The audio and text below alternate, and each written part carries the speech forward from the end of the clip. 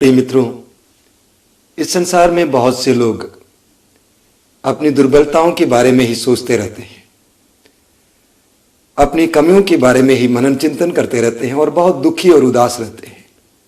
कोई कहता है मैं बेरोजगार हूं, मैं गरीब हूं, मुझ में कमियां हैं, मैं पढ़ नहीं सकता हूं, मुझ में कोई प्रतिभाएं नहीं हैं।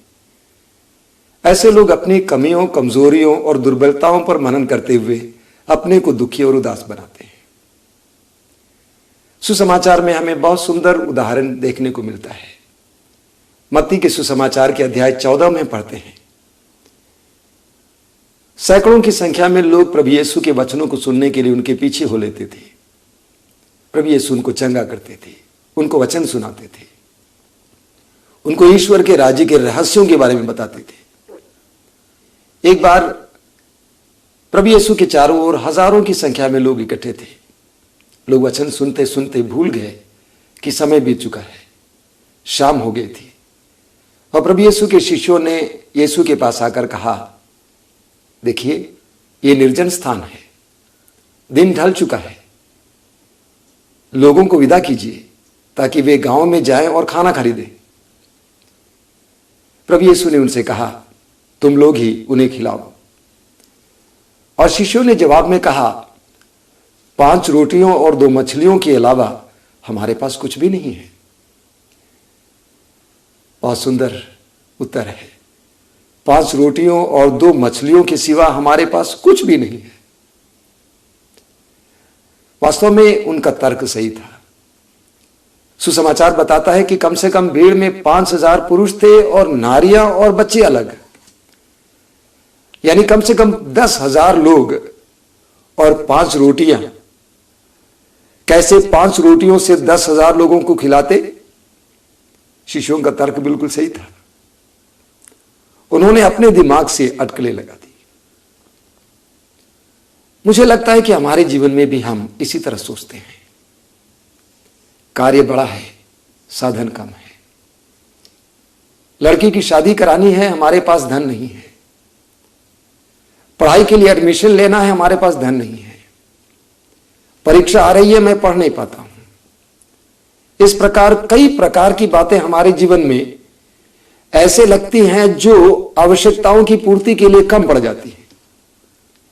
और शिष्यों ने भी प्रभु यीशु से यही कहा, 5 रोटियों से क्या 10,000 लोगों को खिला सकते?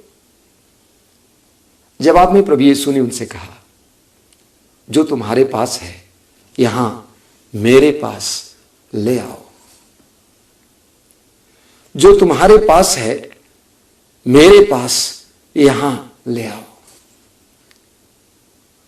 और मुझे लगता है कि प्रभु यीशु मसीह का हमारे सवालों के लिए भी यही जवाब है।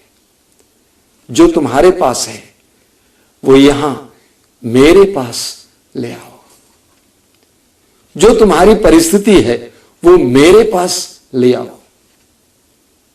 बाइबल के सूक्ति ग्रंथ की अध्याय 16 उसके वाक्य 13 में पढ़ते हैं, अपने सभी कार्य ईश्वर को समर्पित करो और तुम्हारी योजनाएं सफल होंगी। अपने सभी कार्य ईश्वर को समर्पित करो और तुम्हारी योजनाएं सफल होंगी। हमारी परिस्थितियां जब ईश्वर के हाथों में समर्पित की जाती हैं, तब ईश्वर असंभव को संभव करता है। लूकस के सुसमाचार की अध्याय 18 उसके वाक्य 27 में प्रभु यीशु कहता है, जो मनुष्य के लिए संभव है ईश्वर के लिए संभव है। जो मनुष्य के लिए असंभव है ईश्वर के लिए संभव है। अपनी परिस्थिति को ईश्वर के हाथों में अर्पित कर दो। स्तोत्र 37 में उसके वाक्य 5 में प्रभु अपने वचन में कहता है, अपने जीवन को ईश्वर को समर्पित करो और ईश्वर पर भरोसा रखो और वो तुम्हारी रक्षा करेगा। मेरे प्रिय भाई और बहनों, अध्यात्म का एक महत्वपूर्ण बिंदु है समर्पण, अर्पण। जो भी परिस्थिति है ईश्वर के हाथ में अर्पित करना। सुसमाचार में पढ़ते हैं, लूकस के सुसमाचार के अध्याय 21 में एक बार प्रभु यीशु मसीह अपने शिष्यों के साथ यरूशलेम मंदिर में थे और वहां पर धनी लोग आकर दान पेटी में दान डाल रहे थे। प्रभु की दृष्टि एक कंगाल विधवा पर लगी जिसने 1 रुपया उस दान पेटी में डाला। प्रभु ने अपने शिष्यों को पास बुलाया और पूछा, तुम्हें मालूम इनमें से सबसे ज्यादा किसने डाला? मेरा ख्याल है कि शिष्यों ने कहा होगा फलाने धनी ने, फलाने धनी ने। लेकिन प्रभु ने कहा उस विधवा ने सबसे ज्यादा डाला, क्योंकि उस विधवा ने अपने तंगी से अपने पास जो कुछ था वो ईश्वर के मंदिर में अर्पित किया, डाल दिया। प्रभु यीशु ने क्या किया उसके बाद? सुसमाचार में हम पढ़ते हैं कि प्रभु यीशु ने शिष्यों से कहा कि तुम्हारे पास जो है मेरे पास ले आओ। और उसके बाद 5 रोटियों और 2 मछलियों को प्रभु ने अपने हाथों में उठा ली और पिता को अर्पित किया और प्रार्थना की। एक महत्वपूर्ण प्रतीक है, एक महत्वपूर्ण क्रिया है जिसे हमें समझने की जरूरत है। प्रभु यीशु ने शिष्यों के पास जो तुच्छ भेंट, जो तुच्छ चीजें थी, उसको उठाया प्रार्थना में पिता की ओर, उस पिता की ओर जिसने सारी सृष्टि की रचना की, जिसने ना कुछ से सृष्टि की रचना की, जो छोटे छोटे बीजों से बड़े बड़े पेड़ उत्पन्न करते हैं, जो ना कुछ से आप और मेरा निर्माण किया। एक ऐसे ईश्वर की ओर अपने पास जो था प्रभु ने उठाया और प्रार्थना की। मेरे प्रियो, नतीजा क्या था? सुसमाचार में बताता है कि 10,000 लोगों ने खाया पिया, तृप्त हुए और 12 टोकरियां रोटियां बच गई। 12 टोकरियां। और ईश्वर यही करता है।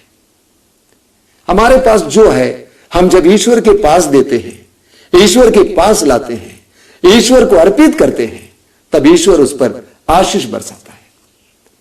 मैं लोगों से कहा करता हूं, धन काफी नहीं है, धन पर आशीष होनी है। प्रतिभाएं काफी नहीं है, प्रतिभाओं पर आशीष होनी है। पढ़ने की शक्ति काफी नहीं है, उस पर ईश्वर की आशीष होनी है। इस दुनिया में बहुत से लोग हैं जिनके पास धन है, बहुत से लोग हैं जिनके पास प्रतिभाएं हैं, बहुत से लोग हैं जिनकी अच्छी बुद्धि है, कुशलताएं हैं, इसके बावजूद जीवन में विफल हैं, जीवन में निराश और उदास है। कई उदाहरण हमें मिलते हैं। पैसे पर आशीष चाहिए, उसके लिए हमें सब कुछ प्रभु की ओर उठाना होगा, सब कुछ ईश्वर के पास लाना होगा। जिसने दिया उसके पास ले आना जरूरी है। कुछ महीनों पहले एक पति पत्नी अपने एक बच्चे के साथ मिलने के लिए आए थे और पत्नी का यह शिकायत था कि पति शराब पीने लगा है। पति पत्नी दोनों बैंक में काम करते हैं।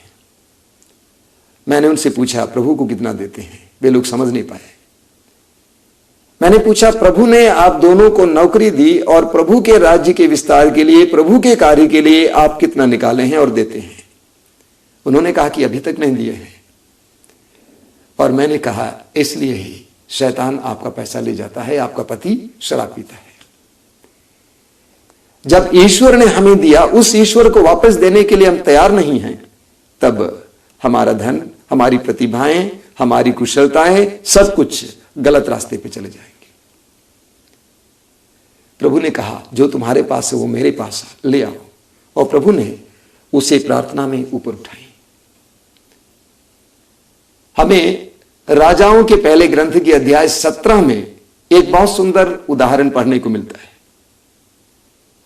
पूरे इस्राएल देश में अकाल पड़ा हुआ था, किसी के पास अनाज नहीं था।